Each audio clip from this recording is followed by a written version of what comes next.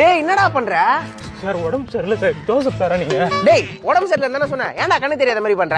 Sir கண்ணே திறக்க முடியல சார். 1000 டிகிரி மேல போயிடுச்சு நினைக்கிறேன் சார். உடம்பு சரியில்லைனா ஸ்கூலுக்கு வந்து ஏன்டா என் உயிரை வாங்குறீங்க? சார் படிப்பு மேல இருக்க ஒரு ஆர்வத்துல தான் சார் வந்தேன். இப்ப என்னால யாருக்கும் எதுவும் ஆயிடக்கூடாது சார். வீட்டுக்கு அனுப்பி விடுங்க சார், நான் போறேன் சார். சரி உட்கார், உங்க அப்பாவுக்கு ஃபோன் பண்றேன். டேய் என்னடா அரண்மனை படத்துல ஒரு பேய் மாதிரி மேல போற?